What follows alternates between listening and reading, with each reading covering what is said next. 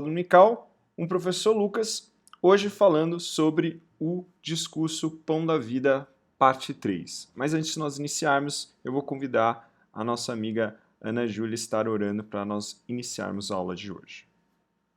Amém. Senhor, nós te agradecemos, Pai, por este dia que o Senhor fez. Te louvamos, Senhor Deus, por este dia e pela oportunidade de termos essa aula com o professor Lucas hoje, Senhor.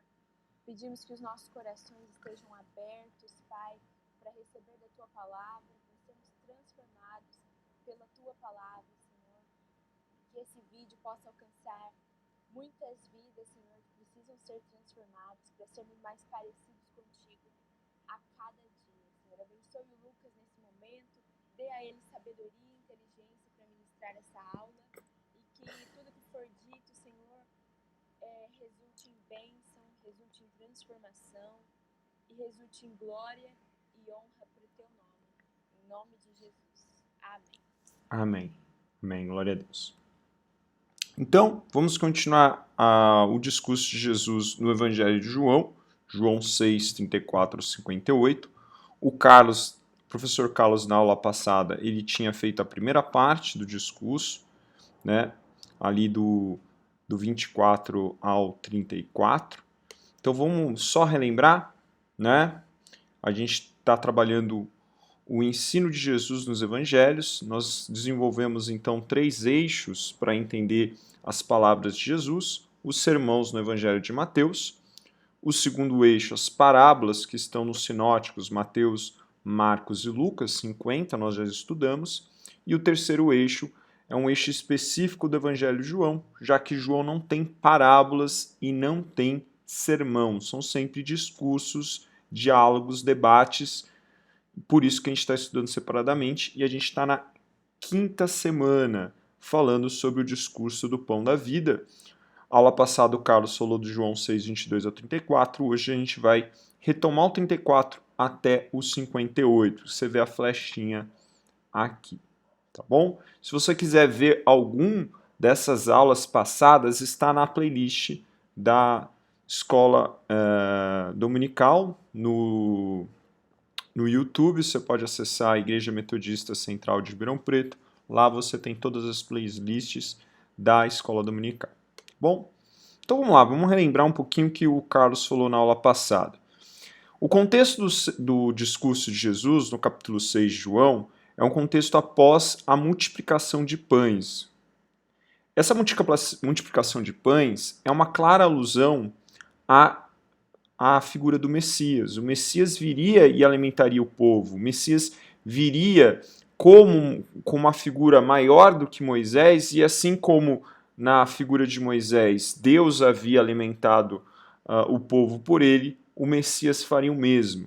Então Jesus, ele representa isso, né? Até por isso o milagre ele é mostrado nos 4 evangelhos. No entanto, a ideia de Messias daquele povo não era a ideia do servo sofredor de Isaías ou do filho do homem de Daniel.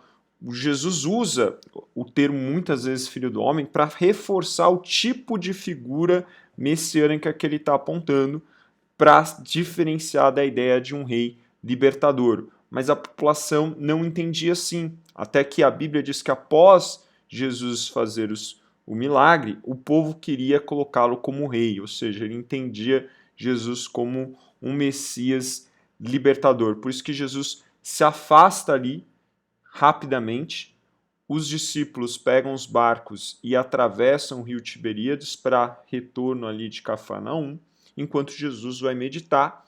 Depois Jesus alcança os discípulos fazendo o milagre que ele anda sobre as águas, chega no barco, né, acalma a tempestade, chega no barco, e aí eles chegam em Cafarnaum, né?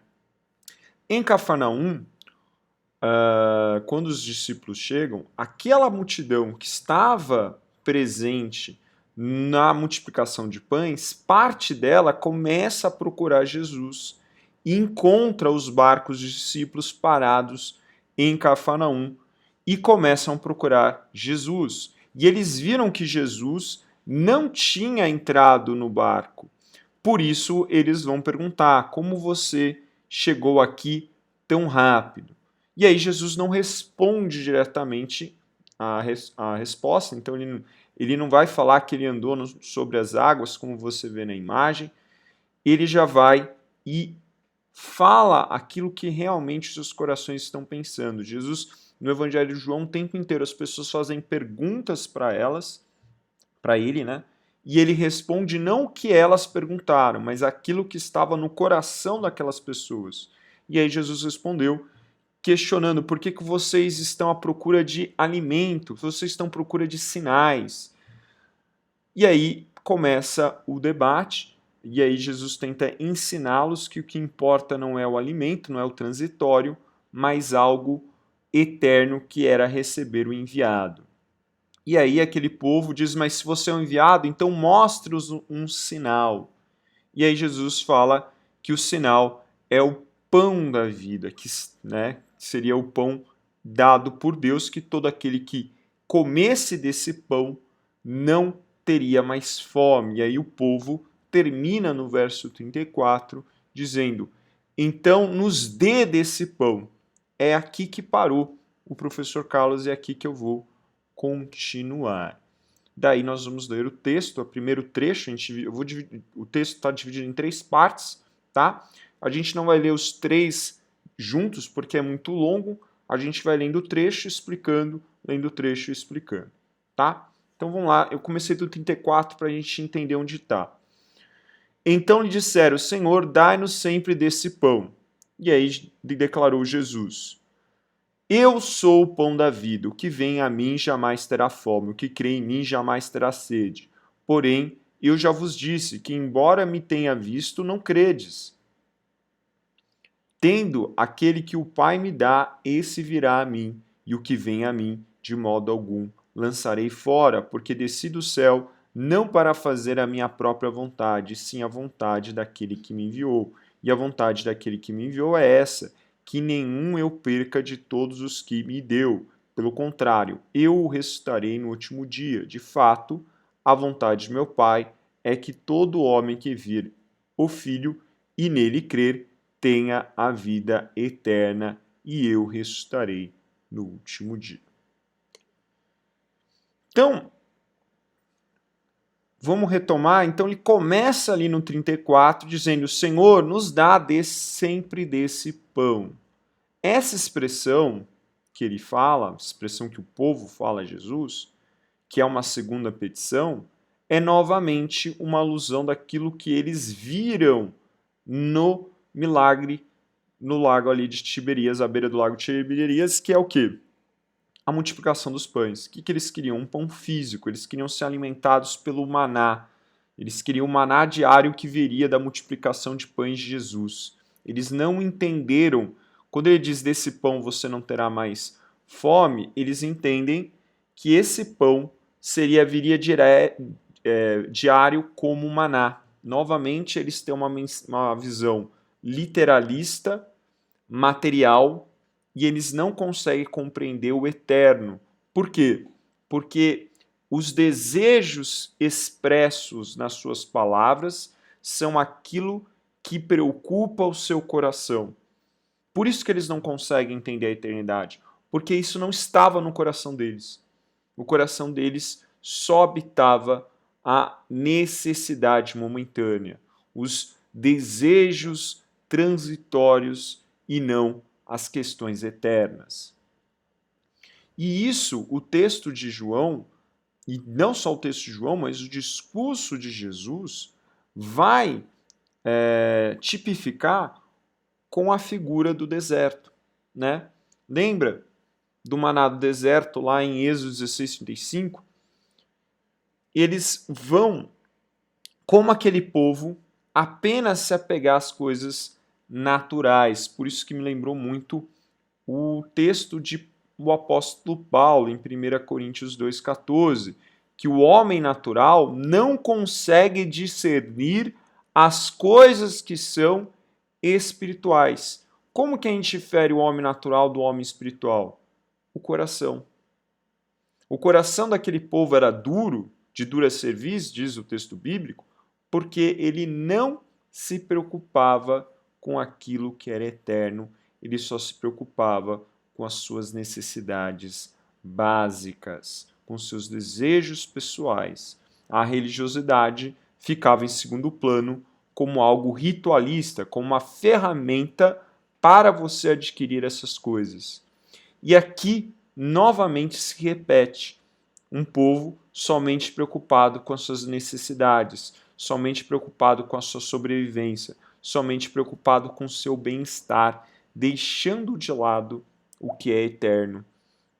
Por isso que é um homem natural, uma mulher natural, que não discerne as coisas do reino, que era o que Jesus estava falando.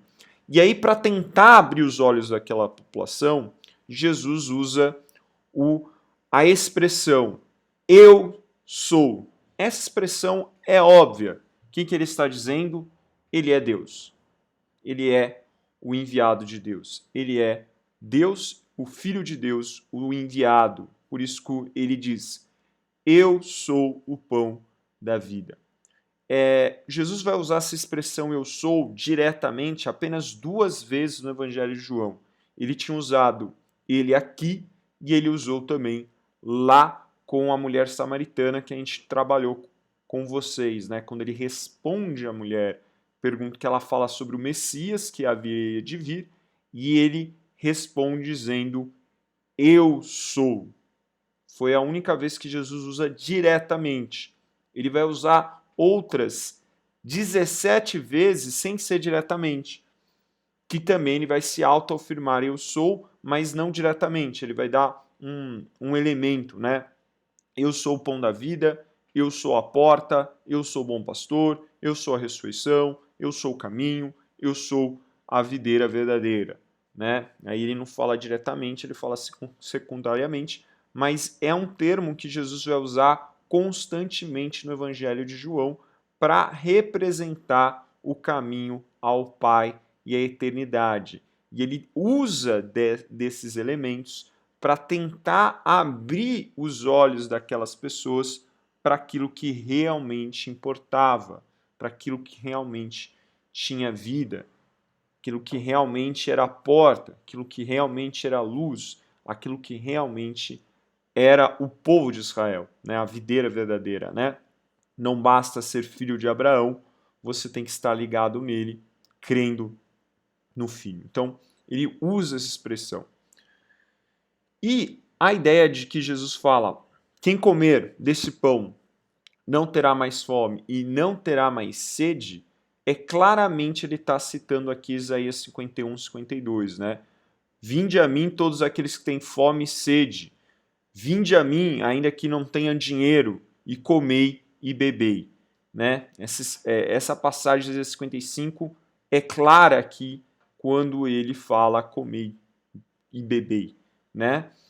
Ele está mostrando que ele é o pão da vida, porque ele é o Messias, e na era messiânica, como mostra em Isaías, não haveria mais fome nem sede. Por quê? Porque a figura do Messias supriria todas as coisas, supriria todo o homem interior, não importa se ele tivesse, entre aspas, dinheiro ou não, importa quem ele fosse.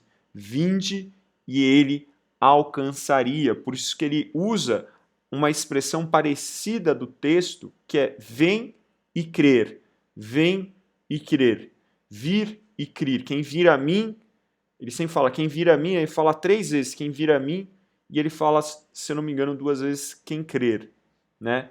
Que é uma expressão do texto de Isaías também, e é uma expressão do quê? O que você precisa para comer desse pão da vida? 2 coisas, ir até Cristo, respondendo à graça de Deus e respondendo que é ouvir, crer, né? Que seria a fé. Bastava aí o arrependimento e a fé, bastava responder à graça de Deus e crer, aquilo que o Wesley chama de graça justificadora. E aí você tem um contraste, né? Você tem um contraste que a gente já viu no versículo 30 e quem já viu no povo do deserto, que é a graça de Deus e a providência de Deus atuando naquele povo para que eles entendessem a revelação da verdade, se arrependessem e crescem.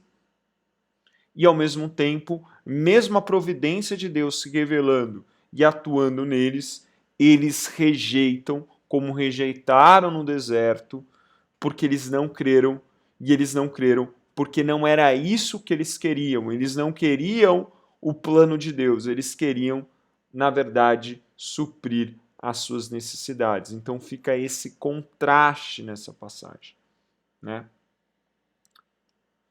E aí a gente vê os versos 37 ao 40, que Jesus vai começar a falar sobre uma questão soteriológica, que é o que? Sobre a questão da salvação. Quem vir até ele, ele não vai rejeitar. Todo aquele que o meu Pai me der, vindo a mim, eu não excluirei. Né? Então, o que Jesus está falando do verso 37 ao 40? Ele está fazendo uma soteriologia, ele está dando agora a maneira que você seria salvo com a vinda do Messias. Lembra que o judeu acredita que a salvação ela é feita por meio de obras, e essas obras são guardar os 513 mandamentos da lei. Ou seja, e aí você tem três problemas. Primeiro, que eles acham que a salvação só vem para aqueles que são descendentes de Abraão.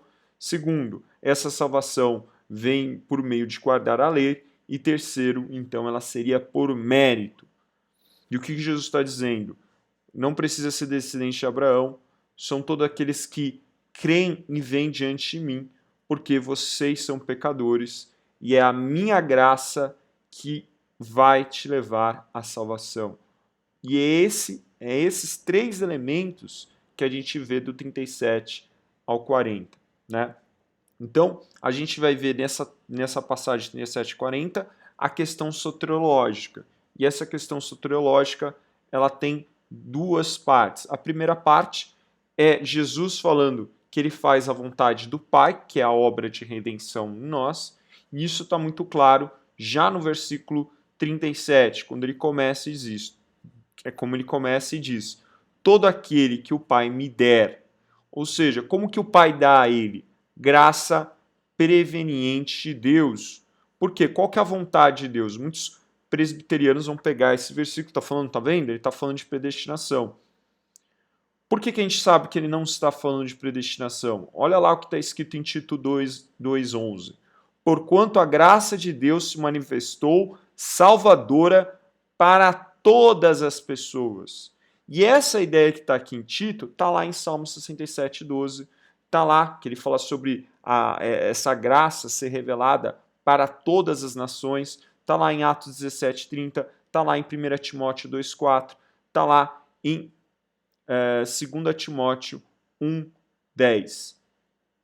Quem que perguntou alguma coisa? Não, eu coloquei só a soteriologia, só para explicar. Sim. Então, é uma ideia de que Deus quer salvar a todos, né? Deus não tem prazer de condenar ninguém. Então, quem que o Pai quer dar? Ele quer dar a todos. Mas perceba que o texto vai sempre fazer uma condição sinergética, que é o quê? Todo aquele que vir a mim. E até no 40 ele fala que vir a mim e crer. Esse eu ressuscitarei até o último dia. Então ele sempre traz esses outros dois níveis, né? Vir e crer e ressuscitarei ao último dia. Por isso que eu tirei esse trecho ainda no versículo 37. Esses virão até mim. Então, o que Pai deu? Aqueles que vinham até mim. Por que vão até ele? Porque respondem à graça de Deus. Então, todo aquele que meu Pai me der. Quem é aquele que o Pai lhe der? Aquele que responde à graça preveniente de Deus que está sobre todos. E todos que recebam a graça de Deus respondem vindo até Cristo, se arrependendo e crendo na figura da cruz que você vê na imagem.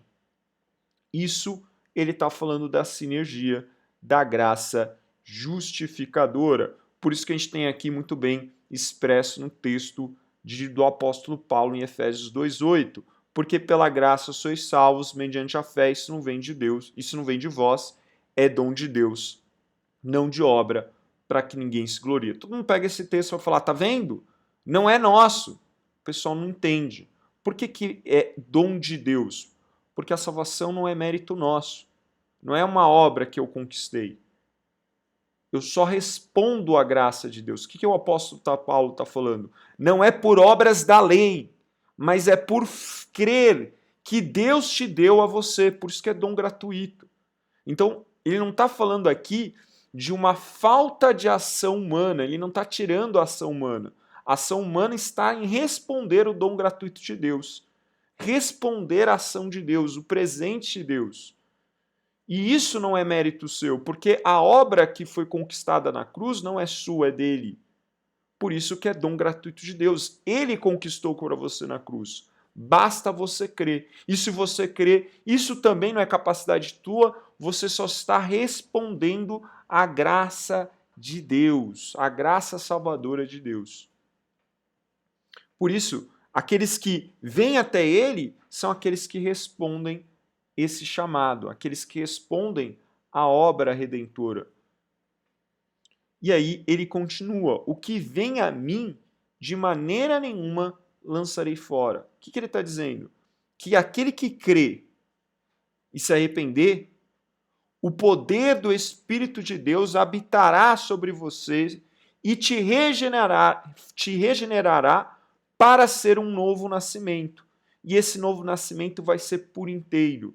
Por isso, Cristo não excluirá, porque o poder nele será aquele que nos transformará para ser um com Cristo. Ele está falando aqui da graça santificadora. Ele está dizendo aqui o que Paulo fala em Tessalonicenses, 2 Tessalonicenses 2,3. Ele vos escolheu desde o princípio para a salvação, pela santificação feita pelo Espírito. Então essa santificação é poder do Espírito. Então o que Jesus está falando? Soteriologia. Vamos lá, todo aquele que meu Pai me der. Quem que o Pai quer dar? A todos. Mas é todos que vão receber? Não, porque eles vão ter que vir até mim. E aqueles que vir até mim, eu não os lançarei fora. Então aqueles que vir até mim, aqueles que receberam e creram, que arrependeram e creram. E arrependendo e creram. E permaneceram, ele não vai lançar fora, mas dará o seu Espírito Santo sobre nós para nos regenerar, para nos restaurar e fazer uma nova criatura em Cristo. Então você vê aí a estrutura soteriológica de Wesley presente já no discurso de João. Então Jesus está apontando que a salvação ela vem pela fé e pela graça na imagem do bendito do Senhor. Ou seja, não basta ser filho de Abraão. Ou seja, não basta querer guardar os mandamentos. Não é mérito seu. Você tem que crer no bendito que vem do Senhor.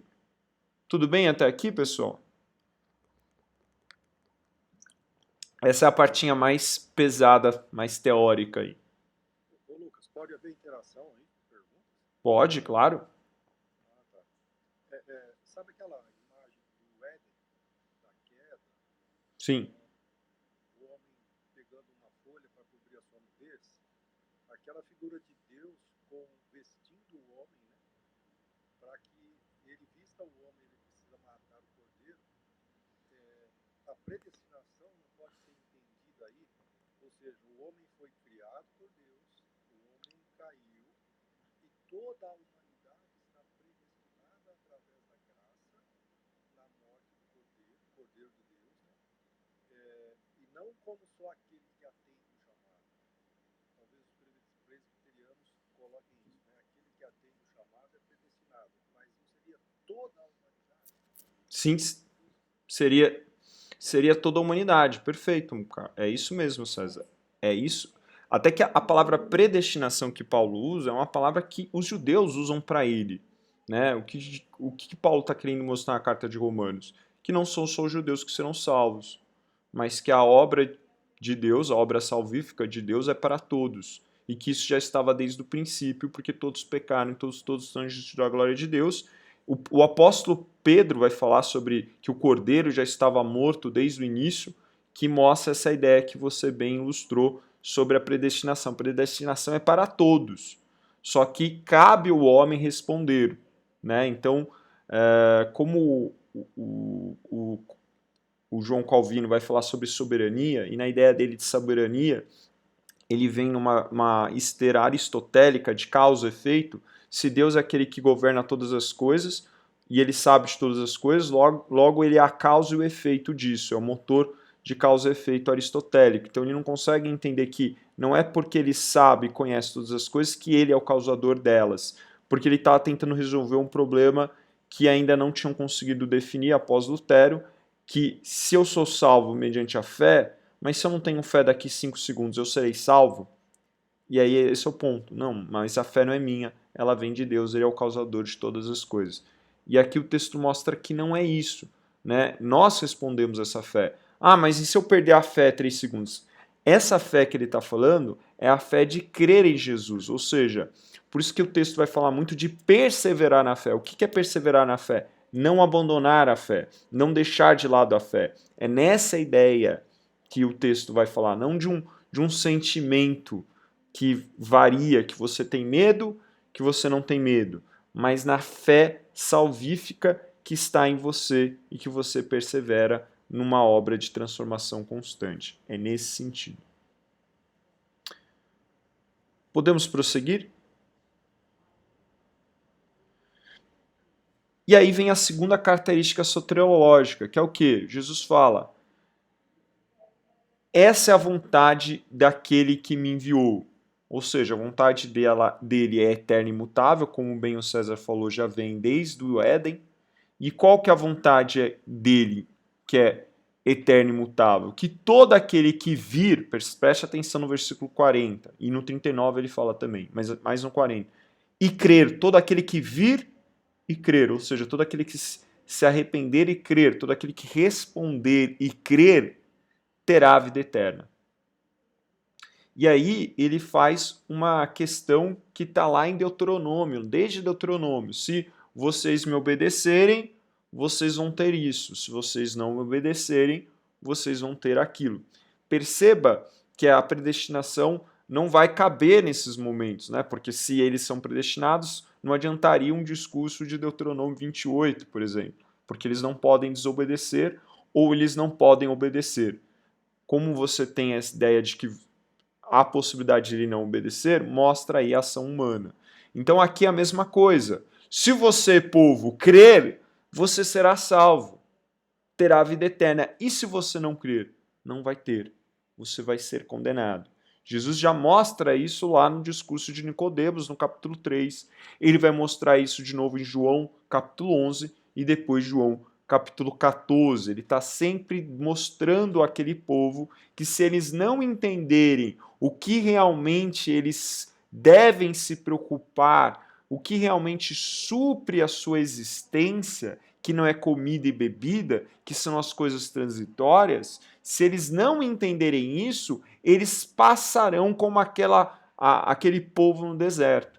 Mas se eles entenderem o que realmente importa, que não é transitório, mas eterno, que é a mensagem da figura do Messias, aí eles teriam eternidade. Por isso que ele conclui dizendo: eu o ressuscitarei. Fala isso 3 vezes, né? O que ele está apontando aqui? Ele está apontando a ideia não só do juízo que você vê nessa primeira imagem, do grande tribunal branco, né, onde Jesus julgará a todos, separando aí as ovelhas dos bodes, separando os justos dos ímpios, né? Os justos estarão à sua direita, os injustos estarão à sua esquerda. Ele não só está apontando que aqueles que crerem e permanecerem nele estarão à direita, terão a eternidade. Não, ele diz: eu o ressuscitarei. Ou seja, que ele está falando não só do juízo, ele está falando da restauração de todas as coisas. Ele está dizendo que, então, ao crer, você não só será eterno, mas viverá eternamente comigo na restauração de todas as coisas. Jesus está apontando para novos céus e nova terra, como você lê na imagem. Jesus está apontando para uma nova vida no corpo glorificado, onde ali haverá verdadeira paz, verdadeira alegria, a verdadeira completude do ser humano. A completude está quando você ressuscitar comigo, não aqui. Aqui é transitório. aqui não deve se preocupar, porque aqui é passageiro. Mas se você crer em mim, eu ressuscitarei. Então você será realmente completo. Porque as coisas que estão aqui não são completas, são sombras. Né? Então, Jesus anuncia aí não só a ideia da vida eterna, não só a ideia da eternidade, não só a ideia imutável de Deus querer levar a eternidade, essa eternidade depende de você crer ou não, mas também ele linka a ideia de restauração e redenção de todas as coisas. Né? Eu ressuscitarei no último dia. E essa perspectiva você pode ver de novos céus e nova terra lá em Apocalipse 21. Essa ideia de novos céus e nova terra que Jesus restaurará já está nos profetas lá, Isaías 65, 17. Essa ideia do corpo glorificado é bem ilustrado na figura de 1 Coríntios 15, 38. E essa ideia de ressuscitar o primeiro dia é uma coisa que vai ser constante, como você vê lá em João 11, 24, no Evangelho de João. Tá? Então você vê todos esses elementos lá. É interessante que os judeus tiraram Isaías 65 da Bíblia deles, não tem, porque se você lê Isaías 55, você se converte na hora. Então eles tiram esse texto até hoje da Bíblia deles. E aí a gente entra na segunda parte do discurso. Então os judeus, como no povo do deserto, rejeitaram, né? Murmuravam, pois deles os judeus, porque disse, eu sou o pão do céu. E diziam, não é esse Jesus, o filho de José? Acaso não conhecemos o pai e a mãe? Como, pois, agora diz, desci do céu? Respondeu-lhes Jesus, não murmurei entre vós. Ninguém pode vir a mim se o Pai que enviou não trouxer. Eu o ressuscitarei no último dia. Está escrito nos profetas, e serão todos ensinados por Deus. Portanto, todo aquele que da parte do Pai tem ouvido e aprendido, esse vem a mim. Preste atenção aqui, eu não vou tratar de novo a sinergia, como eu fiz no texto anterior, mas preste atenção que ele falou aqui, quem que vem do meu Pai? Aquele que tem ouvido e aprendido dele. Aquele que ouve e aprende, vem até mim. Percebe que tem ação humana, ele tem que ouvir e aprender. Não que alguém tenha visto o Pai, salvo aquele que vem de Deus. Este o tem visto. Em verdade vos digo, quem crê em mim tem a vida eterna. Eu sou um pão da vida. Os vossos pais comeram maná no deserto e morreram. Esse é o pão que desce do céu para que todo aquele que comer não pereça. Novamente, Jesus faz o contraste entre o material e o imaterial para ver se esse povo entende esse contraste. Então a gente vê pela segunda vez a rejeição, né? Primeiro eles pedem um sinal e agora depois eles pedem do pão e aí Jesus aponta o sinal, explica o sinal, aponta o pão e eles rejeitam mesmo assim, né? Como que você é o pão do céu? Como que você desceu do céu? Você não desceu do céu? Eu conheço, você é filho do José, o construtor. Lembrando que José não era carpinteiro, não existe a palavra em hebraico, o carpinteiro naquela época, tá? Naquela época você tinha construtor, e esse construtor podia ser com pedra ou madeira. Se era com pedra ou madeira, não dá para ser carpinteiro, porque ele só trabalharia com madeira. Então ele era um construtor, tá bom? Então não é carpinteiro. Então você é o filho do José, construtor. Nós conhecemos sua mãe, nós conhecemos seus irmãos, seus 4 irmãos, conhecemos suas irmãs, como que você veio e desceu do céu? Percebe? Eles não consegue entender. Aparenta muito com a rejeição de Moisés. Provavelmente João está fazendo essa tipologia aqui clara, né? Quando Moisés, no primeira tentativa dele, tentar libertar o povo, quando ele tenta defender o povo do faraó, né? Matando um dos que os açoitava, no outro dia, quando ele volta, os próprios hebreus estavam brigando com os próprios hebreus e Moisés separa, falando, por que vocês estão brigando entre vocês, e aí eles falam para Moisés: quem colocou você como juiz nosso? Ou seja, quem que é o juiz aqui? O representante de Deus. Quem te colocou como representante de Deus? E Moisés fica com medo e vaza.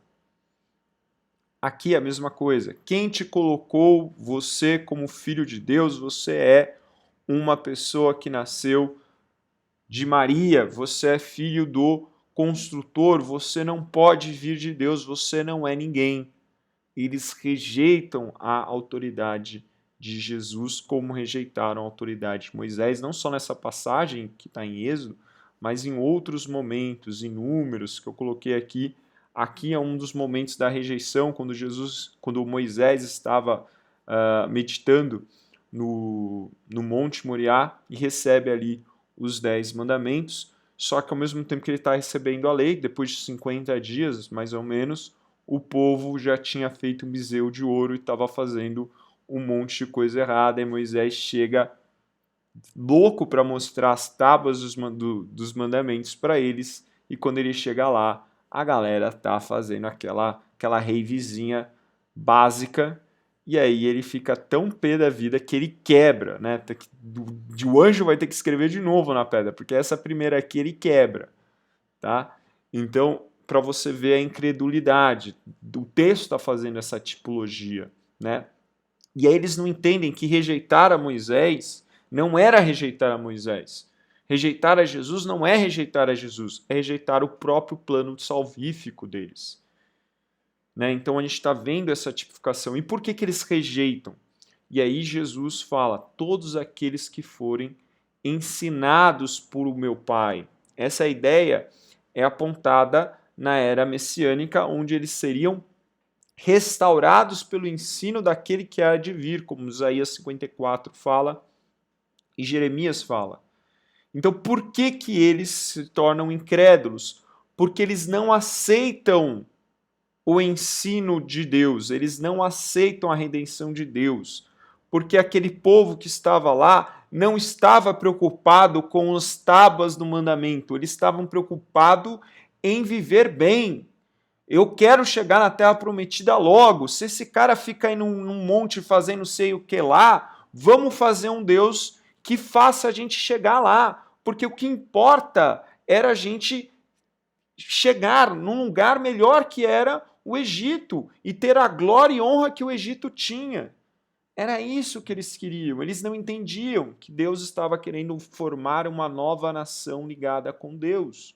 E aqui eles não entendiam do ensino de Deus, que queria fazer um povo redimido e restaurado pela figura do Filho. Então, o que Jesus está falando? Vocês estão rejeitando porque vocês estão rejeitando o ensino de Deus.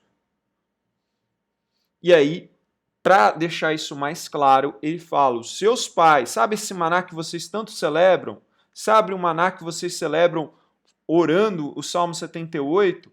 Então, esse cântico que vocês cantam, celebrando da ação de Deus, a ação de Deus não mudou aquele povo, porque eles comeram do maná e morreram no deserto. Não adiantou nada, porque eles não aceitaram do ensino de Deus. E aí ele está tipificando a ideia de incredulidade e religiosidade. E aí o João já está te preparando para a rejeição do povo de Israel no capítulo 12. Daí toda hora essa tipificação do povo no deserto. E aí a gente chega na última parte do texto, que diz assim: eu sou o pão vivo que desceu do céu. Se alguém dele comer, viverá eternamente. E o pão que eu darei pela vida do mundo é a minha carne. Disputavam, pois, os judeus entre si, dizendo: como este pode dar nós a carne, a sua própria carne? Desculpa, como pode este dar-nos de comer a sua própria carne? E respondeu-lhe Jesus: em verdade vos digo, se não comerdes a carne do Filho do Homem e não beberdes o seu sangue, não tem vida em vós mesmos. Quem comer a minha carne e beber o meu sangue tem a vida eterna, e eu ressuscitarei no último dia. Pois a minha carne é verdadeira comida e meu sangue é verdadeira bebida. Quem comer a minha carne e beber o meu sangue permanece em mim e eu nele. E assim como o Pai que vive me enviou, igualmente eu vivo pelo Pai. Também quem de mim se alimenta por mim viverá. Esse é o pão que desceu do céu, e nada semelhante àquele que os vossos pais comeram e contudo morreram. Quem comer esse pão viverá eternamente. Jesus está falando do quê? De uma comida espiritual. Entenda, quando ele usa a expressão o pão que eu der é a minha carne, a expressão aí, a expressão a minha carne ou a carne e sangue que ele usa, essas duas expressões idiomáticas que ele usa aqui no hebreu, indica o ser inteiro. Ele não está dizendo a carne e o sangue, ele está dizendo a vida. Quando ele fala carne e sangue, ele está dizendo a minha vida. Se não alimentares da minha vida. Ele está aludindo que ele vai dar a sua vida por nós. Ele está aludindo aqui o servo sofredor. Ele está apontando para Isaías 53. Essa expressão aqui no texto de João é uma expressão que você vai ver muito neotestamentariamente, né, no Novo Testamento. Você vai ver Mateus 16, 17, 1 Coríntios 15, 50, 1 Gálatas 1, 16, Efésios 6, 12, Hebreus 2, 14, porque é uma expressão que alude Isaías 53, 12, onde ele fala: derramou a sua vida até morte e levou sobre si os pecados de muitos. Jesus está claramente apontando a ideia salvífica de que o alimento do pão da vida é o alimento que o Messias vai dar se entregando por vocês. E por que aquele povo não entende? Porque aquele povo não quer um Messias que morra na cruz.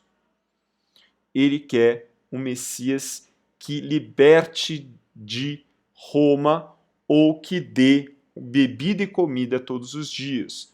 Por isso que ele entende novamente o que Jesus está falando como algo literal. Como podemos comer da sua carne novamente? Ele não entende a alusão messiânica que Jesus faz. Até que ele fala, quando comer da carne, ele usa a expressão filho do homem, para novamente aludir à ideia idiomática que ele está fazendo, e mesmo assim eles não entendem novamente, né? Por isso que ele fala: come a minha carne e bebe o meu sangue, permanece em mim e eu nele. Ele está trazendo isso. A gente pode fazer essa alusão à ceia? Pode, mas não é a ideia central aqui. A ideia central é: se comerdes de mim, ou seja, se crerdes no Filho do Homem, é desse alimento que você terá a eternidade. Comer aqui é simbólico. Comer é aceitar a morte de Jesus. Comer aqui é simbólico, é uma comida espiritual. Então, em forma primária, o que Jesus está querendo dizer é: comer significa aceitar o meu sacrifício por vocês. E aí vocês serão salvos. Ou seja, a providência de Deus não vem apenas para alimentar momentaneamente vocês no deserto como com seus pais. Por isso que ele fala: olha, esse alimento é diferente. É diferente do que os seus pais comeram. Porque os seus pais comeram e morreram.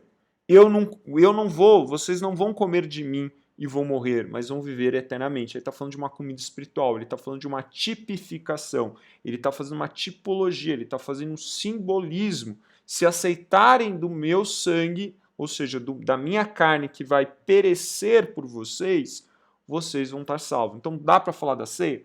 Dá, mas não é isso que ele está apontando.